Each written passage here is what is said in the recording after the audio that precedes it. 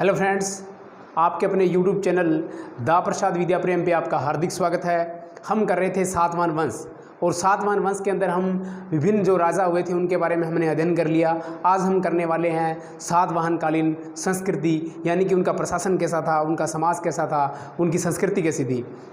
इस जो संस्कृति के टॉपिक में सबसे पहले हम करेंगे यानी कि सातवाहन नरेशों का जो शासन व्यवस्था थी वो कैसी थी, उसका अध्ययन करेंगे।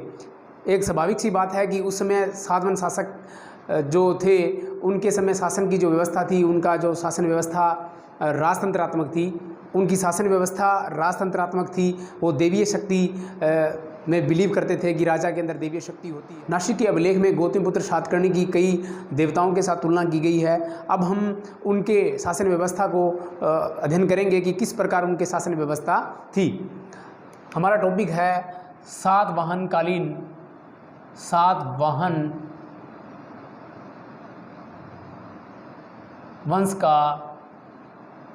वंश की संस्कृति, सभ्यता या उनका समाज कैसा था, उनकी व्यवस्था कैसी थी। इसके टॉपिक के अंदर हम करेंगे सबसे पहले प्रशासन।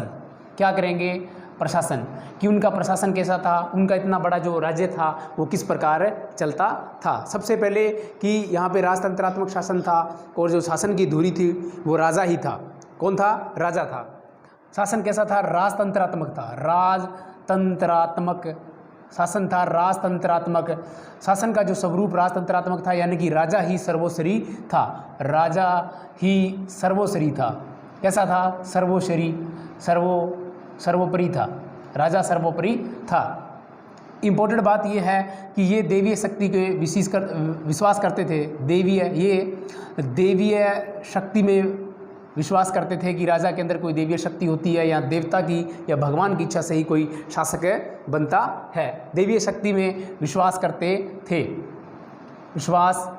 इस बात की जानकारी हमें किससे मिलती है? इस बात की जानकारी हमें नासिक अभिलेख से मिलती है। नासिक के लेख से हमें ज्ञात होता है कि गौतमीपुत्र सातकर्णी की तुलना कई देवताओं से की गई है। गौतमीपुत्र सातकर्णी की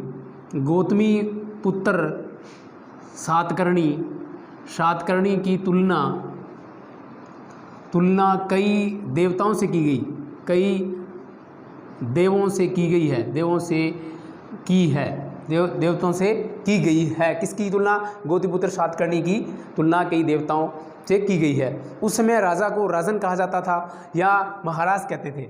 राजा को क्या कहते थे? राजा को या शासक को कहते थे राजन। क्या कहते थे? राजन। यहाँ कहते थे महाराज। क्या कहते थे? महाराज। और यहाँ कहते थे राजा राज या राजराज कहते थे। जैसे कि चोलों के अंदर राजराज थी, उसी प्रकार सातवाहनों के अंदर एक राजराज उपाधि है। ये मान लो राजा की या शासक की क्या थी? उपाधियाँ थी। उसे राजन कहा जाता था, उसे महाराज कहा जाता था या उसे राजराज कहा जाता था। शासक एक स्वामिन की उपाधि धारण करते थे, इसलिए सातवाहन नरेश भी अपने आप को स्वामिन कहलाना पसंद करते थे। तो एक इनकी और थी स्वामिन, ये उपाधि थी उनकी स्वामिन। इन्हें स्वामिन भी कहा जाता था। किस कारण? शकों की उपाधि कारण, शकों के कारण इन्हें स्वामिन कहा जाता था। अब आता है कि इनकी जो रानी थी, इन शासकों की जो रानी थी उन्हें क्या कहते थे? इनको रानी को कहते थे महादेवी कहा जाता था। जो पत्नियां थी उसे रानी कहते थे, महादेवी कहते थे या महारानी कहा जाता था। कि जो शासक थे सातवाहन, उनकी पत्नियों को रानी, महारानी या महारानी कहा जाता था। ये उनकी पत्नियों का उल्लेख मिलता है। अब है कि सातवाहन समाज कैसा था? सातवाहन जो शासक थे वो मातृत्वात्मक था, यानी कि वो अपने नाम से पहले अपनी माता का नाम लगाते थे। माँ के नाम से उनका वंश चलता था। जैसे कि गौतमीपुत्र सातकर्णी की माँ का नाम गौतमीपुत्र था और एक गौतमीपुत्र सातकर्णी विशिष्टिपुत्र पुलवामी। जैसे कि जो सातकर्णी था उसकी माता का नाम गौतमी बलश्री था, इसलिए उसके नाम क्या लगता था? गौतमी, और उसका नाम बनता था गौतमीपुत्र सातकर्णी। उसी प्रकार उसका जो बेटा था, गौतमीपुत्र सातकर्णी का जो बेटा था पुलवामी, उसके नाम क्या? उसकी माँ का नाम यानी कि विशिष्टि लगता था। जो विशिष्टि थी वो सातकर्णी की पत्नी थी और इसलिए उसके नाम क्या लगता था? विशिष्टिपुत्र पुलवामी। हालांकि इनका जो नाम था वो मातृत्वात्मक लगता है। मातृस्थात्मक लगता है। लेकिन यदि राजा के बारे में, प्रशासन के बारे में बात करें तो उसका जो उत्तराधिकारी था वो एक पुरुष ही होता था, उत्तराधिकारी पुरुष होता था, इसका उत्तराधिकारी पुरुष होता था, उत्तराधिकारी पुरुष होता था।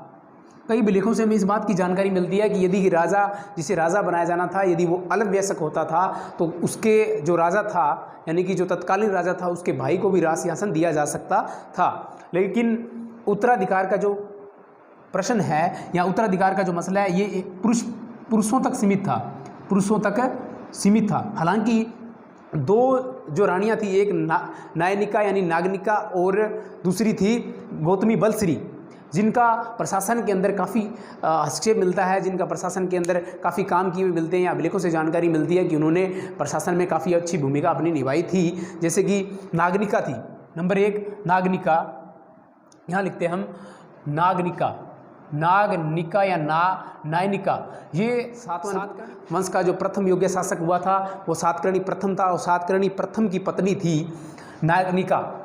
इसने अभिलेख लिखवाया था, कौन सा? नानाघाट अभिलेख लिखवाया था, नानाघाट अभिलेख लिखवाया था। इसमें इसके प्रशासन में हस्तक्षेप या काफ़ी अच्छे काम किए का उल्लेख मिलता है। उसके बाद एक आता है गौतमी बलश्री, गौतमी बलश्री, गौतमी बलश्री, गौतमी बलश्री थी ये गौतमी पुत्र सातकर्णी की, गौतमी पुत्र सातकर्णी की माता थी, सातकर्णी की माता थी। ये नागनिका सातकर्णी प्रथम की पत्नी थी, सातकर्णी प्रथम की पत्नी थी और गौतमी बलश्री गौतमी पुत्र सातकर्णी की माँ थी। कौन थी? माँ थी। इन्होंने भी अभिलेख लिखवाया था और उन्होंने प्रशासन में इन्हीं के अभिलेख से ज्ञात होता है कि उसे वेदों का ज्ञाता कहते थे, वेदों का ज्ञाता किसे? गौतमी पुत्र सातकर्णी को, या आगम नील्य वगैरह इसकी जानकारी इसमें मिलती है। हालांकि ये महिलाएं थी या जो रानियां हुई थी जिन्होंने प्रशासन में अपनी भूमिका निभाई, लेकिन इसे हम शासन के अंदर भूमिका निभाने के कारण इसे ऐसा नहीं कहा जा सकता कि इनके यहाँ कोई यहाँ शासिका हुई या इनका शासन के अंदर कोई ज़्यादा हस्तक्षेप हुआ। इन्हें अपवाद स्वरूप हम रख सकते हैं। हालांकि इनका समाज मातृस्थातक था, माता को या महिला को सम्मान देने वाला था। फिर भी जो उत्तराधिकार का प्रश्न था वो यही था कि उत्तराधिकार के प्रश्न के अंदर पुरुषों को ही महत्व दिया जाता था, या शासक है वो पुरुष ही बनते थे। ठीक है, अब करते हैं हम आगे कि जो प्रशासन चलता था उसमें सहयोग करने के लिए अमात्य होते थे। जो सातवाहन नरेश था, सातवाहन जो वंश था या नरेश थे, उनका जो प्रशासन का स्वरूप था या ढांचा था वो मौर्य शासकों से प्रभावित था। यानी कि मौर्यकालीन जो प्रशासन व्यवस्था थी उसी के अनुरूप चलता था, यानी उन्हीं को उन्होंने अनुकरण किया था या उन्हें अपना लिया था। इसके बाद करते हैं हम प्रशासन की मुख्य पार्ट कि किसके आधार पे, जिसके आधार पे शासन व्यवस्था अच्छी हो सकती थी, उसमें कौन कौन से पद थे या कौन से अधिकारी थे जिससे प्रशासन को सुव्यवस्थित तरीके से चलाया जा सकता था। सातवाहन वंश का जो प्रशासन था वो मौर्यों का अनुकरण था या मौर्यकालीन जो प्रशासन व्यवस्था थी ठीक उसी प्रकार की शासन व्यवस्था सातवाहन के समय, सातवाहन वंश के समय थी। यानी कि मौर्यों का अनुकरण किया, प्रशासन के अंदर उन्होंने मौर्यों का अनुकरण किया। जिस प्रकार मौर्यों के अंदर अमात्य होते थे उसी प्रकार सातवाहन वंश के अंदर भी अमात्य एक अधिकारी होता था जो शासन के अंदर उसकी भूमिका निभाता था। अमात्य होते थे जो एक सामंत के रूप में होते थे, सामंत के रूप में होते थे, सामंत के रूप में होते थे। और सामंत व्यवस्था का सुदृढ़ीकरण था वो सातवाहन नरेशों के समय या सातवाहन वंश के समय ही प्रारंभ हुआ था। एक बात इंपॉर्टेंट बात है एग्जाम की दृष्टि से कि सामंतकरण या सामंतवाद का या सामंतीकरण का युग किसे कहते हैं, या प्रारंभिक अवस्था कहाँ से प्रारंभ हुई या किस शासन वंश से इस सामंतवाद का उदय हुआ? वो उदय हुआ था सातवाहन वंश। कौन सा? सातवाहन वंश के समय सामंतवाद का उदय हुआ था। क्यों हुआ था? क्योंकि इन्होंने जो यहाँ शासक वर्ग थे उन्होंने भूमि अनुदान करना प्रारंभ किया और वो धीरे धीरे शाली हो रहे सामंतीकरण व्यवस्था पनपती गई। इस समय क्या हुआ था, कई अधिकारी थे, अमात्य भी था, इसी प्रकार कई अधिकारी थे। उसी प्रकार गौतमी पुत्र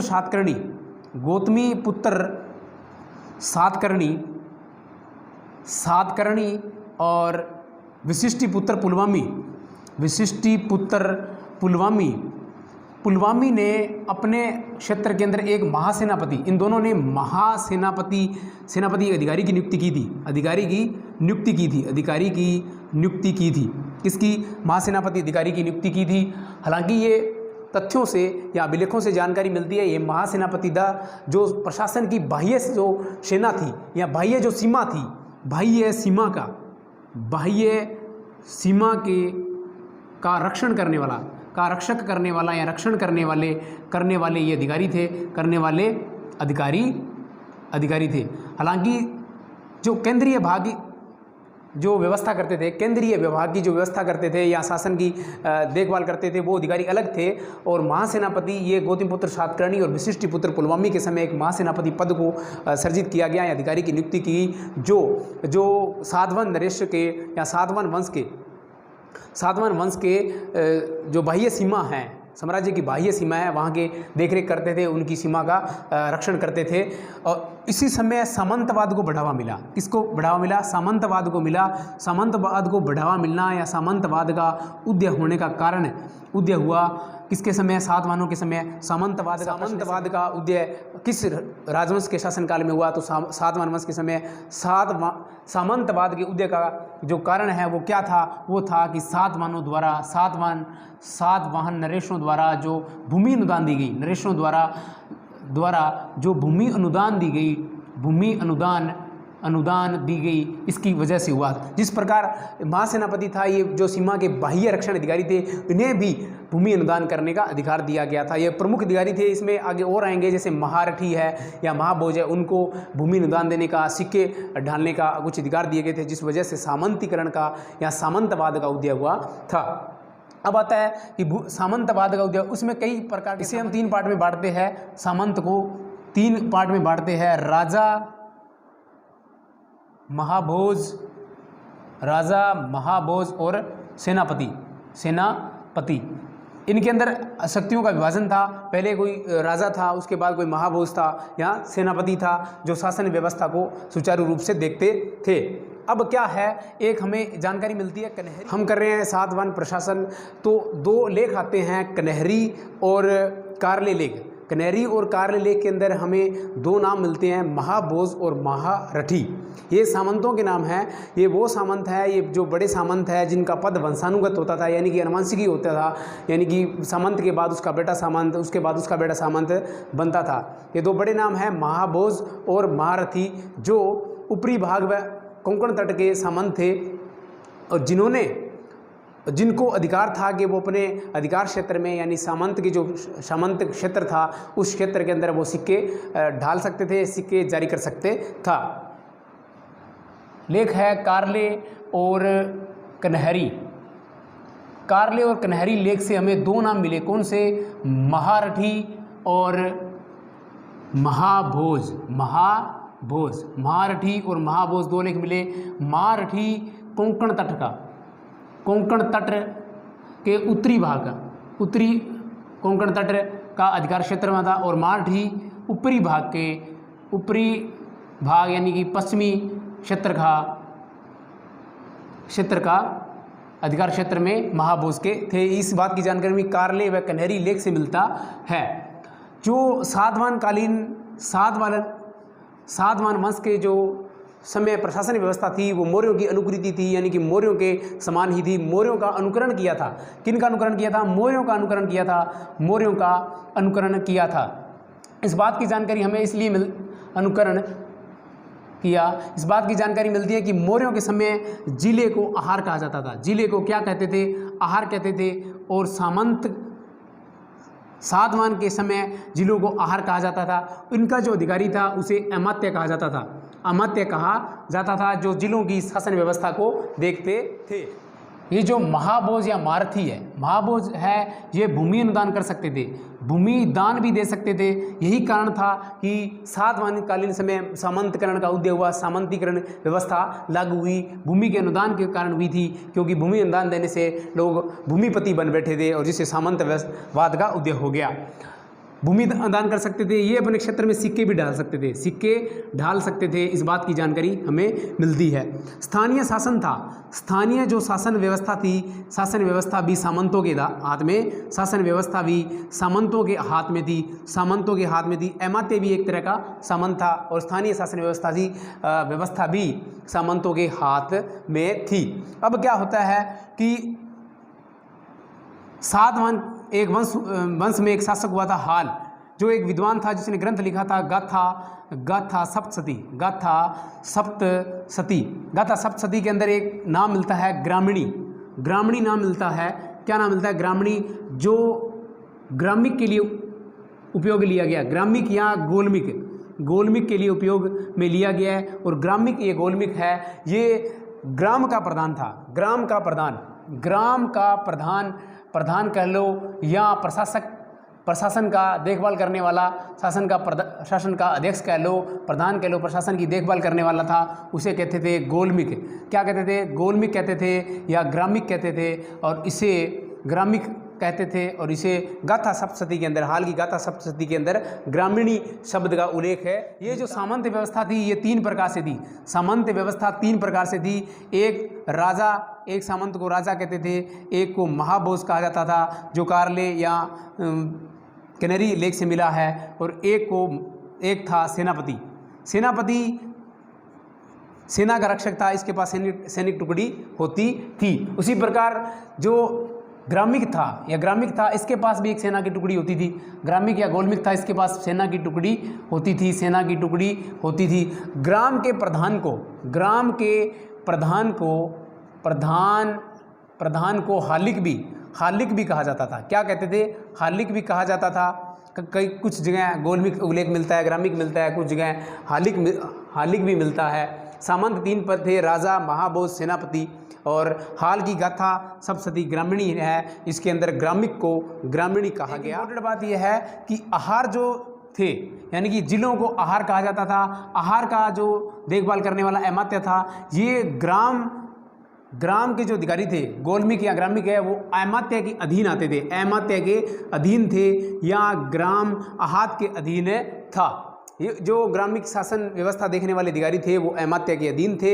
यही मौर्यकालीन शासन व्यवस्था में थी, यही सातवाहन शासनकालीन व्यवस्था में थी। इसलिए हम कह सकते हैं कि सातकालीन शासन व्यवस्था मौर्यों की अनुकृति थी। 2 नाम और आते हैं, 2 नाम थे, एक नाम 2 नाम आते हैं। एक नाम है कंटक और दूसरा है स्कंधावर। ये 2 नाम है, ये सैनिक शिविर थे। इससे हमें सातवाहनकालीन सैनिक व्यवस्था की जानकारी मिलती है कि उस समय सेना के लिए क्या व्यवस्था की गई थी, सैनिक व्यवस्था कैसी थी। इसके बाद हम करने वाले हैं इनकी सामाजिक व्यवस्था, समाज की व्यवस्था कैसी थी। उसके बाद हम करेंगे इनकी धार्मिक व्यवस्था। आप सभी साथियों से आग्रह है कि आपका अपना YouTube चैनल दा प्रसाद विद्या प्रेम सब्सक्राइब करें, लाइक करें, शेयर करें, बेल आइकन प्रेस करें और कमेंट करके बताएं क्लास कैसे लग रही है।